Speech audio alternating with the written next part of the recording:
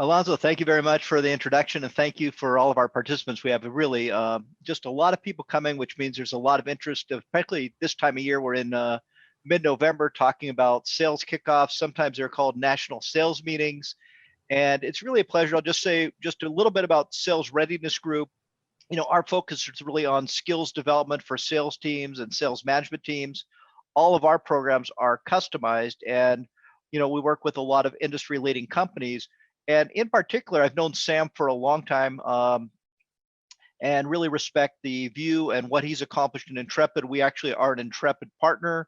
We have some clients that we're working on together using the Intrepid technology. It's really fantastic. And I think you'll see today that this type of collaborative learning lends itself really well to national sales meetings, to sales kickoffs, and from our experience, really great ongoing learning experience for our clients. So delighted to have Sam joining us. And Sam, I'll let you just introduce yourself and we'll get into some of the content. Oh, thanks, Norman, and thanks, Alonzo. Really appreciate being invited to join you today, and welcome everyone. Thanks for taking some time out of your busy day. We're Intrepid, the collaborative learning platform, and the way we talk about our focus is we help organizations solve their high stakes, mission critical business challenges through engaging, collaborative, and applied learning at scale. So the difference there is we're not just focused on content delivery. Lord knows there's all kinds of ways to deliver content digitally, but it's really approximating that special human experience of collaborating, connecting, and applying learning to your business challenges. So we're thrilled to be a partner of SRG, Sales Readiness Group. They're doing some awesome stuff with developing sales training for their customers like Microsoft.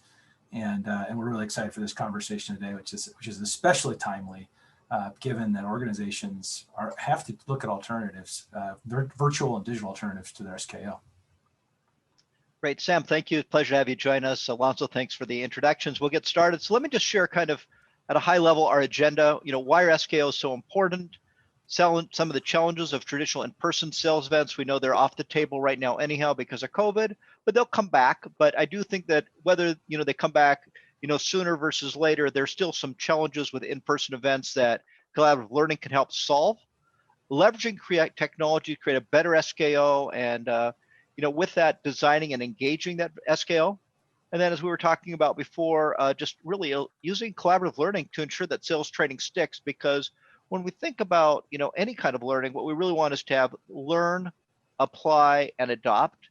And Sam and I have both been in this industry for a while, and it really comes down to a fundamental of adult learning theory. Adults learn by doing, and so the more they can collaborate, the more they can experience, and the more experiential we can make it, the better it is. And I think you'll see some of that, hopefully a lot of that, as we get into today's content. I wanted just briefly comment on the first topic. So why are SKOs so important? And SKOs are really important because it's an opportunity. Think about SKO and again, national sales meeting as being interchangeable. SKO is kind of the term that's more in vogue right now for sales kickoff. And it's time to really align your sales team around the company's priorities, the goals, the strategies for the year.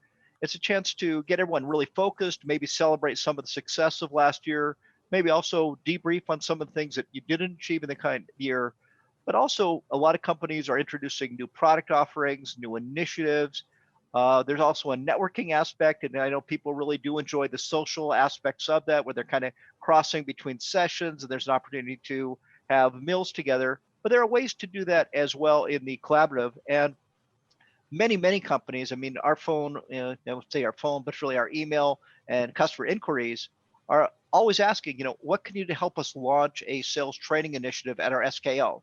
So sometimes when they call and say, can you run sales training at SKO? I say, we can, but I want to qualify that. It's usually better to launch something at an SKO and then really use that as something that can be metered out over a period of time. So, those are just some of the things I think about. Sam, any thoughts from your standpoint as to why SKOs are really important, or maybe even more important this year as we go into 2021? Yeah, I mean, there's the perennial challenge of aligning, kind of driving focus in the sales organization, aligning to business strategy, and especially today, given so many organizations are having to be so nimble and agile and adapt. So having a vehicle, a means of making sure that the sales organization is aligned with core business strategy is just one of the things that pops as a particularly important today. Yeah, I think that's right. As we think about COVID, people are really feeling disconnected. I'm in my den. I think Sam's in his home office. Alonso's in his office. So the idea of just bringing people together to collaborate may be more important than ever, since they haven't had that opportunity really since the middle of Q1 of 2020. So I want to just get, as Alonso said, we want to keep this collaborative in nature. And so I'm going to ask you just to use the chat here. The question I want to pose, just use the chat, type in your responses. Sam and I'll kind of scan the chat. What are your top sales objectives for your SKO? So if you're having a national sales meeting or you're doing something, what are some of the things you want to accomplish? And we'll just take a minute to kind of see some of these. I'm going to try and scan this a little bit while we're going through. Sam, anything that you're seeing that's popping out, in terms of priorities, or any thoughts you have in terms of kickoff objectives? Again, to our audience. So I'm seeing Allison saying now they're coming in really fast. Aligned to 2021 strategy, implement technology into our sales process. We're seeing a lot about virtual selling. We'll talk about that. Rebecca's saying keeping people motivated, sales motivation. Yeah, that's a good one, Rebecca. I mean, this alignment is so key, but the motivation too. We had a conversation with Gartner, and they talked about the three things being motivate, educate, and connect. So those obviously fit with those challenges. We've got a whole bunch more coming in that are. Yeah, we're seeing networking, kind of balancing sales goals with technology strategies, implementing the goals, integrating our organizations, much better than we just had on our slide. I mean, this is really, really rich content. New product training, focusing on the budget. Budget's always important. Yeah. Share successes, and also, saying tips and tricks, which really gets to kind of just sharing of this best practices. What are people learning? Specific selling skill. How do you get through the gatekeeper to the key stakeholders? How do you, kind of sell higher and wider within organizations? So really, really great input. I'm going to move the chat to the side for now, and I'll come back on screen here, and we'll just kind of move forward. But those are just great ideas. So Alonso, thank you for getting the audience warmed up, and thank you all for participants for sharing those thoughts. So, I mentioned that a traditional SKO, when we look at our agenda here, has some challenges. And Sam, I wonder if you could just kind of talk a little bit about, from your experience, what are some of the challenges of traditional in-person events? What are you seeing as challenges? Yeah, I mean, so we'd all love to be, have the sales revival, right? Jump on the plane to Las Vegas or Orlando, and but that isn't happening anytime soon. So if we go to the next slide, Norman, I think it's important to take a step back and say, let's have a little bit of self-reflection of this mega event, in-person event, and say, was it really all it was cracked up to be? You spent a lot of money for sure. People had fun. There were drinks consumed. There were steaks eaten. Maybe there were magic acts with Siegfried and Roy, maybe a few acrobats thrown in, but did all that really add up to sales impact? Question number one. Second, when you were busily miking up your executives and putting them on stage, were you pushing information at them or building skills? And to go even further, were sellers actually applying the information that was being shoved down their throat to their top accounts? And then finally, when they got back on the plane and returned home, did you sustain learning over time, and did productivity improve? So I think we need to ask ourselves these hard questions before we cry too much about what we've lost with the in-person event. So to be a little bit provocative, let's think about those questions. No, I think these are really good insights, because I think that there is this team building that goes around having a national sales meeting or a sales kickoff. But I think you're right. When we think about the fundamentals of learning, applying, adopting, that's very hard to do in something that's event-based, which is why blended learning typically works best, because you can space that out of time. So I think that they do become too much probably pushing of information. As you've been mentioning, a lot of execs are mic'd up, and they're kind of giving group presentations. But when you think about particularly large organizations, those sizes of the groups really do not allow for any collaboration, and then people are moving from track to track. So the idea of kind of just slowing it down and metering it out over time doesn't mean post-COVID that it can't be combined with an event, but if we really think about learn, apply, adopt, and making it sustainable, even in an environment where the sales kickoff does become in person, there's a lot of ways that we can do things before and after that event to make it a much more sustainable event. So that really gets to, leveraging technology. And I think there was a study by Gartner recently where they were saying they expect something like 85% post-COVID of all interactions, over in 5 years from now to be digital. And so I think the world has changed. I think for some unfortunate reasons, COVID has accelerated that change. But today people are more comfortable. They're using digital technology. Virtual selling is one of the most common requests we're getting right now because everybody's selling virtually. And so it's really important to think about how we can create a better SKO, not just for this year, but even in the years to come using virtual technology. So again, I want to go back to our audience for a minute and just talk to our participants again about a chat. So I'm curious, we are where we are. It's coming up towards the end of the year. Hopefully vaccines will be released, maybe next month, maybe in January, but we are where we are at least through Q1, possibly into Q2 or further in 2021. How has COVID affected your SKO initiative? So I'm going to just ask everyone to kind of think about that and maybe share again in the chat. We had really great thoughts before, but we know that, it is having an impact, and we'd love to hear how you're approaching your national sales meeting or, your SKO this year in a COVID environment. Yeah, that's great. I'd love to hear, ways in which people are looking at technology, things they've done already, things they're planning. So Cheryl's mentioning, theirs is going to be virtual. That's great. Then in person, Carlin's saying, we're going to have reduced budget, but I think, but looking at ways to expand the audience. So I think with technology, you can reach a lot more people for less. Allison's also mentioning a virtual SKO in January with weekly education, collaboration sessions to follow. That's like, that's just spot on. Sam, what are you seeing here? Yeah, that caught my eye for sure. And then Cynthia says, definitely virtual, trying to keep our global team involved with time zone challenges. Hard to find an appropriate platform.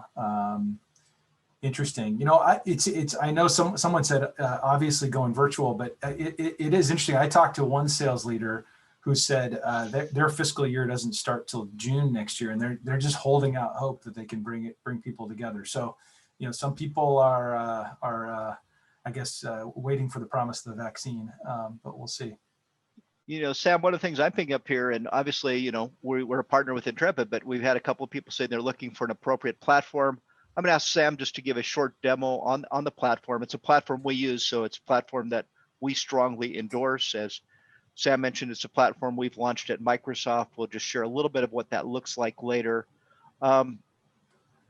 Someone mentioned global. I think one of the benefits of technology is that you can do things by time zone. You can also meter out a lot of the work. So some of the work, the collaboration, micro learning, some of the activities or missions can also be done.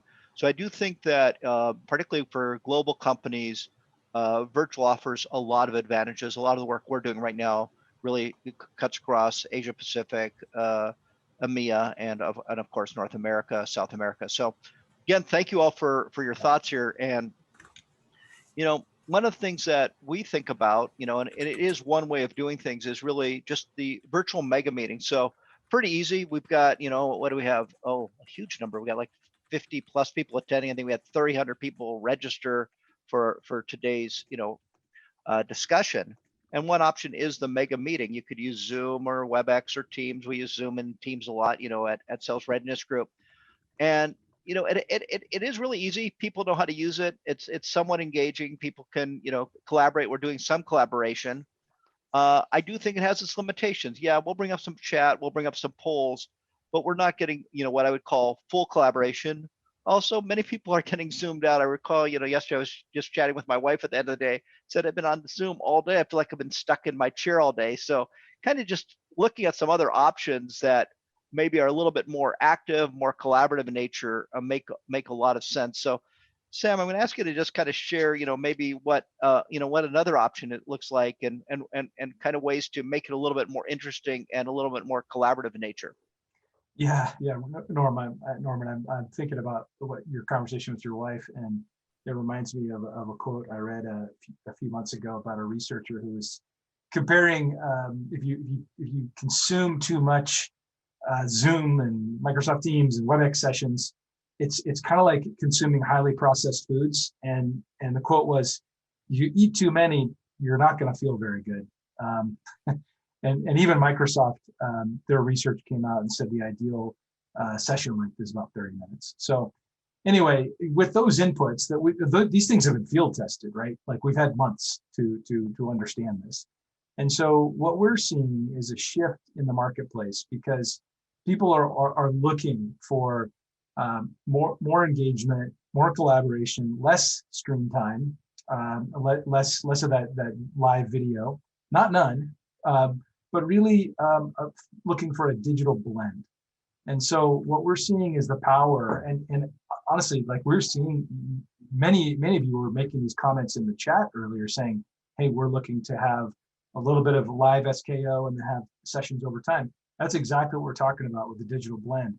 It's using the highest, best use of synchronous learning for maybe your top executives to broadcast big sessions, and then having some coaching sessions throughout, but then having a collaborative learning journey that can stitch together that experience over time. So you're really getting the best of both with the digital blend. So we have some really nice icons here, and I recall, as we started to make this shift. So at SRG, at Sales Readiness Group, we've been using VILT, virtual instructor-led training, on-demand training for a number of years. It was really a key point of differentiate for us. A lot of the time that was used for either pre-training, work that we would do. We'd often flip a classroom, post-training reinforcement sessions. And, as I started doing a little bit more research, and we had one of our key partners was really focused on collaborative learning, we would see images like this, but we wouldn't necessarily understand exactly what they meant. It looked like, okay, we're going to have some video, we're going to have some live meetings, we're going to have the opportunity for people to connect. But, really kind of bringing that to life, I think, that's what we wanted to try and do today, is to kind of just go beyond the icons, which I think give a good visual, and just kind of share what does it look like. So I asked Sam to kind of at the high level, take us through what a virtual skgo could look here. You can see some placeholders, and then more importantly, kind of just show us what one looks like. So Sam, I know this slide is a little bit busy, but I think it kind of just projects the image of what an SKO could look like. And then when you finish that, just feel free to go into a short demo and take us through so we can actually kind of get away from the icons and see what it really looks like. And it really is impressive. And then we'll share a little bit more what we're doing with that same type of technology. So Sam, I'll turn it over to you on this slide. Great. Thanks, Norman. So this is just to kind of give you the conceptual feel, for what a program could look like, right? It's not the be all end all, but it's just a notional view of a way you might reimagine the SKO as a virtual experience over time, right? So we're kind of introducing a little bit of a challenge to the idea that it's just a 2 to 3 day event or what have you, but you're stretching this over time so you're getting the advantages of spaced learning, and you're also to kind of able to connect this into to sellers life and let them apply this and learn from one another. So you can still have your conference kickoff, but you can integrate some approaches to flip the classroom, to kind of bring the cohort together, allow them to connect and learn from one another, introduce themselves digitally to one another, and then tee up your live kickoff session. Also included in this is providing some context about what this learning journey is going to look like over time. And then you could think, sorry, go ahead, Norman. No, I was just going to say one of the things that caught my eye, and when you comment on it, is the whole notion of the role-based learning, and that is really a launching point for it. In other words, we're not trying to constrain it all and jam it all into a 2-hour or 4-hour session. We can now make sure that it's role-based. So if you have different sales roles, you can have different tracks for different sellers, clearly a different track for sellers versus managers versus tracks. So this whole idea, I'm seeing here the sub-bullet of multi-week, and that was something I had highlighted, just going into today's presentation. But it again, it's just not these topics, but the idea of just extending the value associated with those. So I'll turn it back to you. I'm sorry. Yeah, no problem. So each topic you can combine asynchronous micro learning, videos, documents, links, and so on. You can bring in your virtual sessions, maybe with a coach or an expert, to drive some real connectivity and connection live real time. And then offline or on your own time, you can have both individual assignments as well as have teams connect and do shared work together. So, that's just kind of one approach, one model. And then, I love what you're saying, Norman, about the roles, because think of this too, like if you're going to have a live SKO, your budget goes up, significantly because you've got travel and lodging and expenses. So you're going to have constraints about the number of people who can participate in that. But think of it virtually, the ability to extend it out and have a tailored track for your customer success folks and your technical solution architects and those who support the core sellers is really unlimited. And that allows you more power to focus on revenue and the customer and not just the sales role in particular. So anyway, and then this idea of kind of extending this over time. So like Norman said earlier, you're kind of setting the agenda, you're setting the stage with the SKO for your sales training experience over time. Yeah, I think, Sam, to a point you made earlier, not every SKO has to launch in January or February. Certainly there are companies that have different fiscal years. We share a common client that starts their fiscal year in July. I was on with a client who yesterday, started their fiscal year November 1. So we realize that not everybody. The beautiful thing about this is whether you've planned something yet or you're just thinking about planning, you're not as tied to the calendar. You could launch an initiative, probably late if you're thinking anything, earlier than February. But you can launch in March, you can launch in April. There's really it's a lot more forgiving because we can extend some pre-work, we can have, the sessions, we can have the collaboration. So it's not as tied to a calendar as your traditional event where you're basically booking the conference center, you're booking the hotel, you're booking the flights, 6 months in event. It's a lot more, I think, budget friendly, which is really important these days, and just a lot easier to plan and launch on. So Sam, can you take us into a demo and kind of just show us what this really looks like from a experiential standpoint? Yeah, you bet. Is everybody able to see my screen here? Norman, you seeing that? I am. Thank you. Okay, perfect. So this is our platform that we've mocked up a prototype for an SKO, and it's based on some experience we've had with some very large customers. One who's using it for to reach 30,000 sellers, globally. So kind of some interesting stuff happening there. But so what you see here is a very clean, simple interface. You've got access to your content right in the center here. Let's get started to take you right into the experience.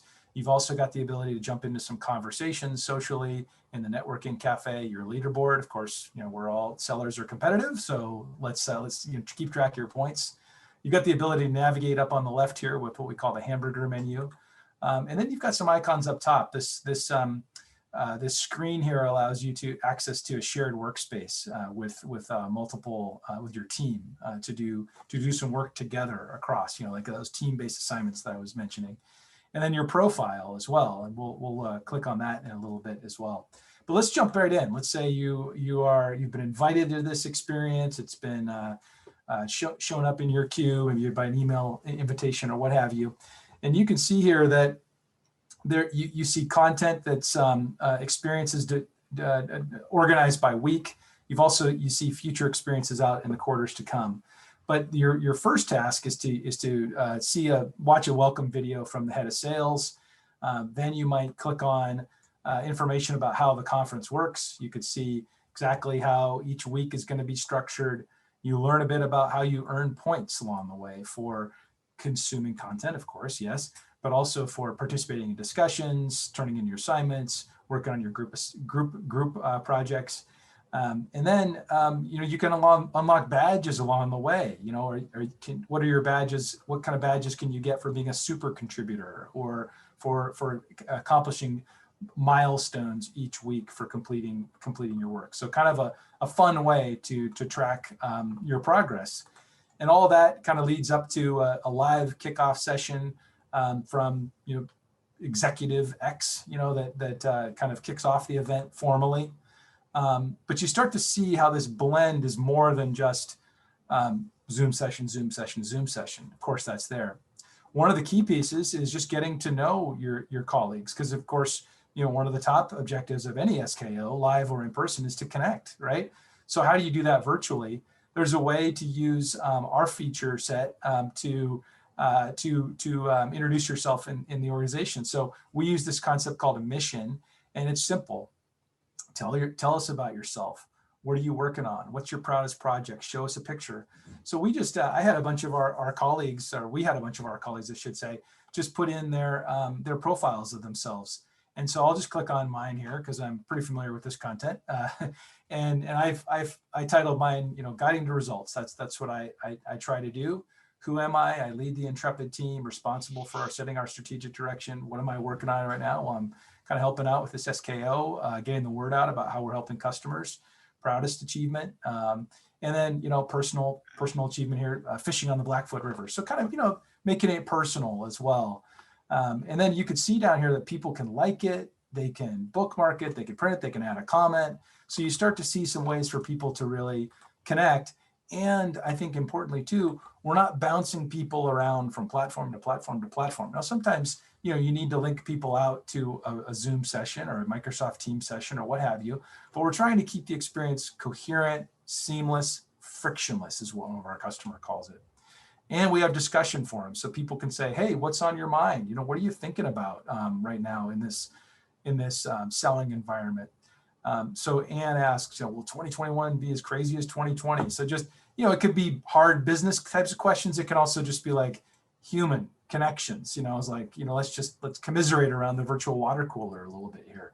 So these threaded discussions are a great way to extend that social experience.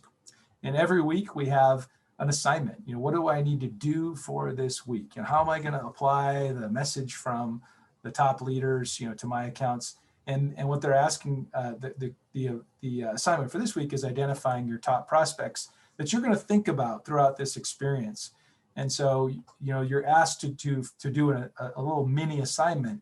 And this capability here is really just a wizard, type of capability for creating an assignment. Tell us about your prospect, what makes them a top prospect, what are their needs, and so on.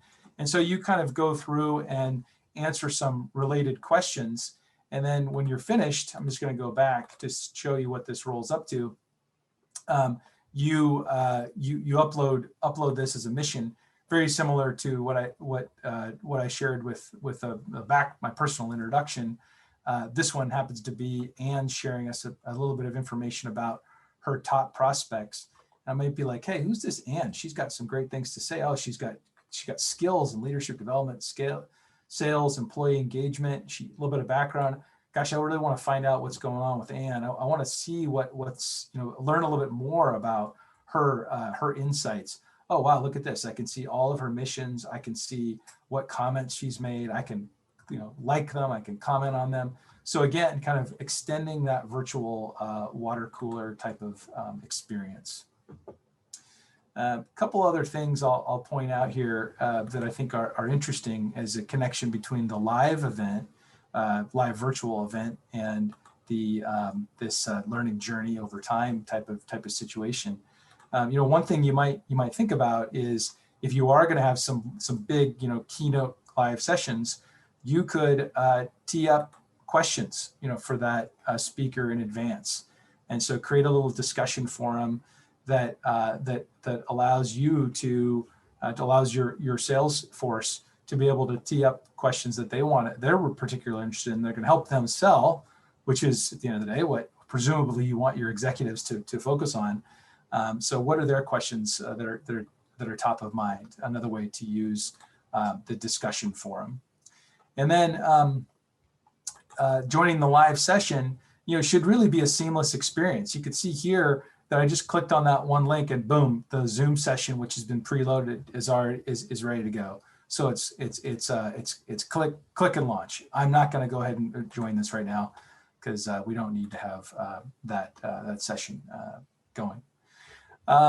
So that gives you a little bit of the feel. I'll just show you the space for teams to collaborate throughout the session. You've got the ability for your team, which can be assigned by an administrator, to break down a discussion just for you. You can have a whiteboard space to collaborate and work on, and then there's an adjacent feature called Project, which allows you to work on a shared project over time throughout the experience. Two other things I would just point out real quick here. One is the leaderboard, like we went over that I highlighted that real quick, but it's really simple, clean interface. You could see where you stack up against your colleagues. You could see which badges you've unlocked along the way. So a great way to keep track of your progress. And then the last thing I would point out is just that discussions can happen at the macro level. You've got discussions at content asset level, at the learning path level, and then also at this kind of community level. And you can organize those any way you want. You may want to have that by role, by your sellers, your solution architects, and so on. Or you may want to arrange that by region so that folks in EMEA, Latin America, China are connecting with one another and driving the discussions that they want to have that are relevant to them. So anyway, hopefully this unlocks some possibilities for how you might think about blending an experience over time, and also about how you can begin to think about the experience as something that is, like I said, over time, not just confined to 1 week, not just confined to 4 weeks even, but something that you unlock experiences over future quarters. And as Norm will share in a minute, there's nothing to keep you from saying, for selling skills, for example, to say, you know what, in Q2, we're going to focus on, say, account planning. In Q3, we're going to focus on, preparing for meetings. Q4, we're going to focus on negotiations. Those are the kinds of things that we can share. So Sam, it's Norm. There's a couple of great questions in the chat. I'm going to go back and take back the screen share in just a moment, but a couple of questions for you to comment about. Stephanie obviously is asking what platform. I'll answer that for. It's the Intrepid platform, but she's questioning just how many people would it take to be able to launch an SKO like this. So I think she's just trying to figure out what's the manpower involved. And let me give you a second question. This one's from Susan. She's saying it could be a great platform for onboarding salespeople in cohorts. So I guess I'll answer the second one, and then I'll turn it to you on Stephanie's question. Yeah, for onboarding salespeople, it's terrific. We have 2 clients that we're working with for onboarding. One of them's bringing on groups of 25 at a time. The other's bringing on, existing and new people, kind of groups of 50 at a time. And it works really, really well. So Sam, can you just speak a little bit to kind of the manpower involved or what it takes to set up this type of experience? Yeah, great question. And I just want to acknowledge that it showed a server error there. Norm and I have a windstorm happening here in Seattle, so I just refreshed the screen and pulled that up. Hopefully you can see that.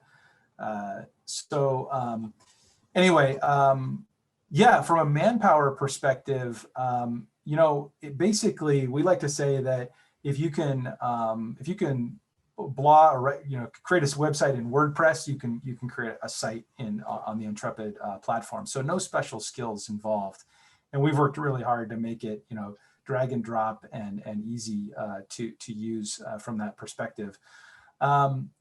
So we have templates. We would offer up the template that you've just seen, as a starting point, if you like. We provide services with a very experienced, what we call a learning experience design team, to kind of provide the tricks and tips to help you get started, to train you, to help you with that uploading and so on. And then you really have options. Like if you want to get kind of enabled for your team to build the bespoke custom aspects of your products and your company's message and so on, that's completely an option for you. If you have, a lot, like a big agenda and a lot to cover, a lot of content, a lot of tracks, we have partners who can help with that, services partners. And then, SRG is a phenomenal partner for dropping in those pre-existing selling skills programs right into your program. All you got to do is wrap some of your context around that. So, there's no one answer to what does it take from a human power perspective, because it depends on the scope of your SKO. But it can be minimal. You can do it all yourself to maximal, or you might need some outside partners to help you. Great, Sam. Let me ask you a question. I kind of switched the screen share back. Is everyone seeing my screen? Can you see it now with the 6 icons here? Yeah, I can see it, Norman. So I mean, just this is kind of the counterpoint to some of the challenges of the in-person. And of course, there's no panacea with digital, right? But some of the new value that you begin to unlock is this social connection. Hopefully you saw that come through in the demo. There are many, many ways to drive that social connection that can, and particularly in the reality of where we're all at home and disaggregated from one another. This is really, really powerful right now. I think another really key piece, I'm not going to go through all these, but the ability to drive that real world application is really, really powerful. And then to drive that sustainment over time, to reimagine what an SKO is. So that's really something that happens over time.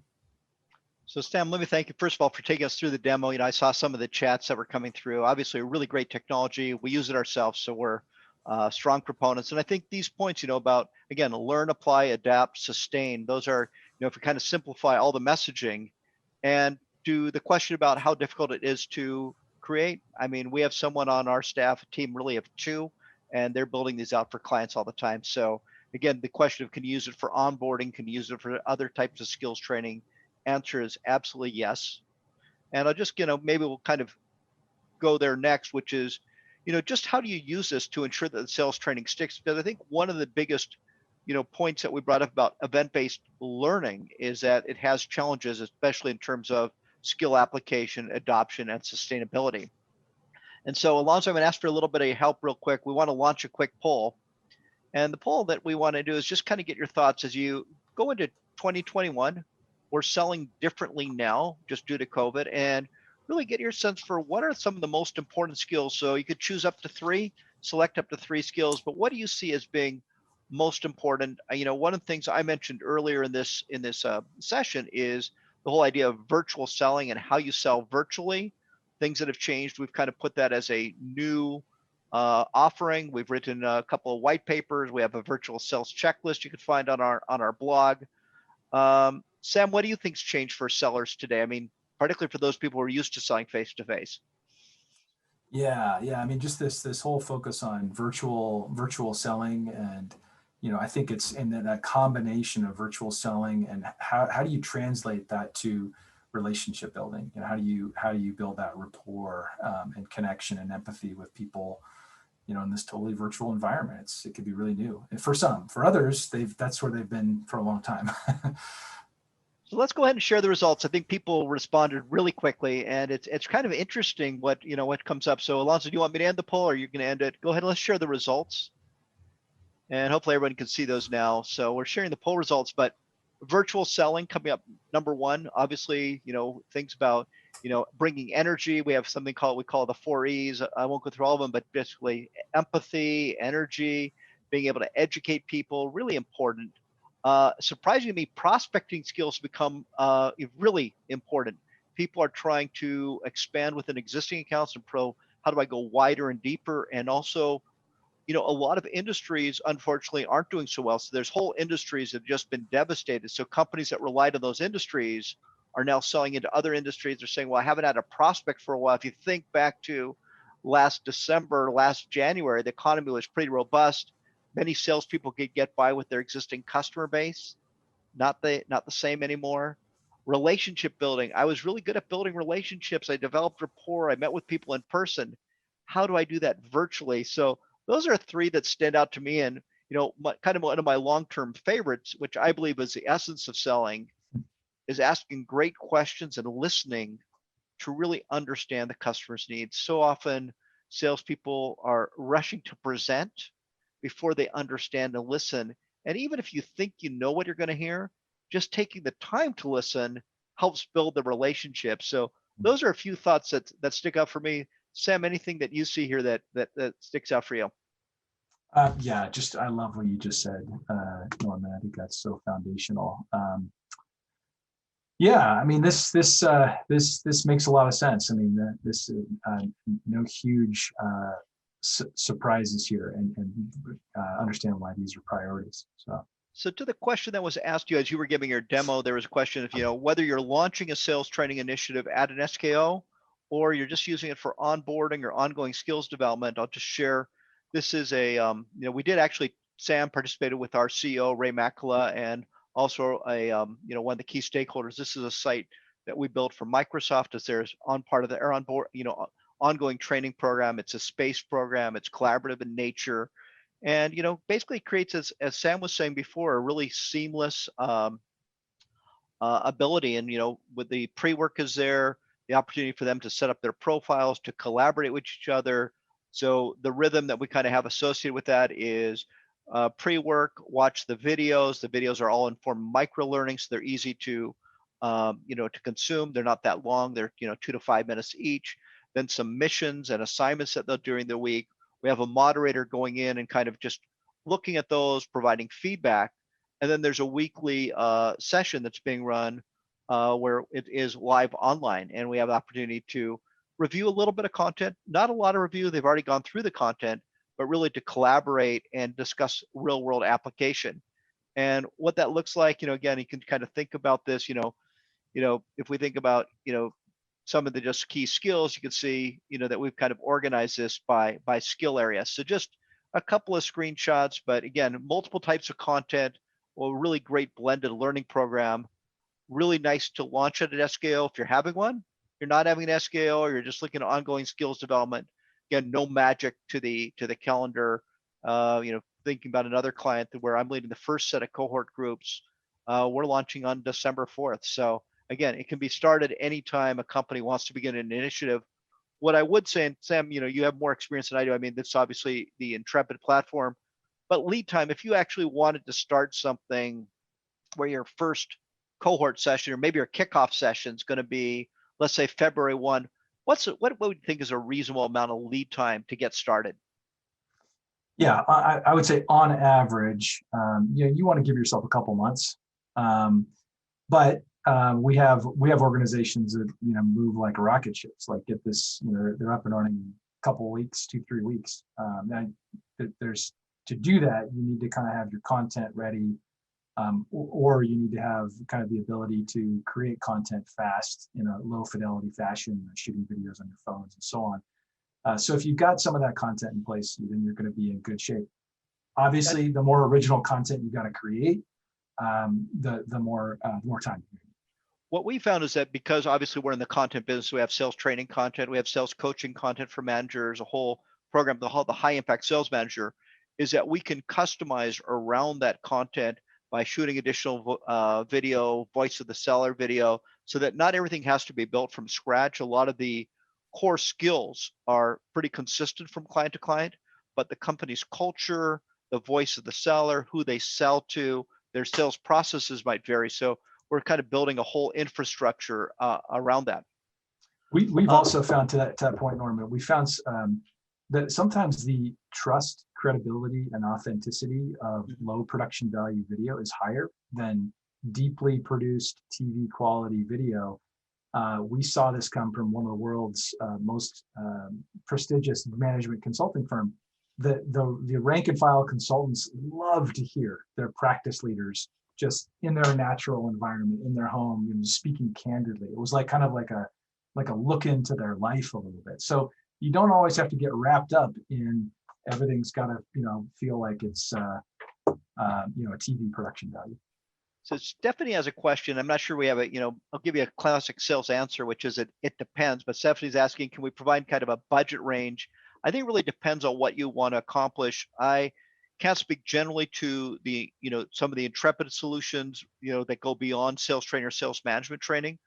But generally, we've actually found that these initiatives for sales training and sales management training are typically less than those that involve in-person training. Again, we can also incorporate in-person training into this type of solution when the economy and conditions allow us to. But generally, I would say, somewhere from on the low end of, $600-700 per learner to on the high end, $1,400-1,500 per learner, just depending on how robust the solution is. Sam, is there any kind of budget you could share, just to answer that question? Yeah, I would. No, that's great, Norman. A couple of data points. One is we had a conversation with Gartner, who's covering what we're doing in this virtual SKO space, and they are having clients spend about 10% of what they were spending for live big events, and that's to Ray's point. That's before travel. So there's a big savings there. So if if your executives say, oh, we can't afford this, well, it's you're already saving a lot of money there. So that's one data point. The other is, think about it in terms of buckets. Think about platform, services for your custom content production, and then the licensing of expert content, like from Sales Readiness Group. So those are the buckets you want to think about. I can say from a pure platform perspective only, you're talking about entry for subscription for a few hundred learners, and the setup in the $40,000 to $50,000 range, and then on up for the more seats you want to have, and so on. But you got to think about in all three buckets. What kind of content you want to produce? What kind of content do you want to license and subscribe, and then what kind of volume do you want to put through on the platform? So I'm seeing even more questions come up, which is great. I love the level of engagement. We're kind of pushing up against our time limit, but virtual sales coaching. So yeah, they're connect. We deliver sales coaching on this platform. There's a client we're launching virtual sales coaching with just in a couple of weeks. Again, it's a combination of self-paced, live cohort sessions, lots of really great assignments around it. So if we didn't get to your question right now, I'm going to kick it back to Alonso in just a minute to wrap up. But I did want to just kind of share a couple of takeaways. And again, thank everyone for their participation. Of course, thanks Sam for agreeing to share with us and providing a great demo that kind of brought it to life. Here are just a couple of thoughts. So virtual SKOs are not only feasible, but they're highly effective. So whether it's in their current environment or post-COVID, I think that there's a lot of elements we can incorporate. They provide a great opportunity to align the sales team around annual priorities. That's why companies do that. They can roll out the new product offerings, their strategy, some of the goals for the year, recognize accomplishments. Best virtual SKOs are collaborative. So you want to have a high degree of collaboration built in. I think we saw that in the demo that Sam provided, and in the real world, programs that we're running for our clients. Better content retention and skill application. That's just fundamental to adult learning. Spaced learning works better. It's better than drinking from a fire hose. You kind of meter that out over time. You let people discuss and how they apply it. And we really wanted to encourage you, if you took any one thing away from today, rethink your SKO and your learning initiatives as a continuous learning experience. So there's ongoing skills development, not just kind of a one and done or just a short reinforcement session. Again, these programs can be metered out over the course of, let's say, a calendar quarter or 7 to 10 weeks. And that's just a much more effective way to really drive that retention and sustainability.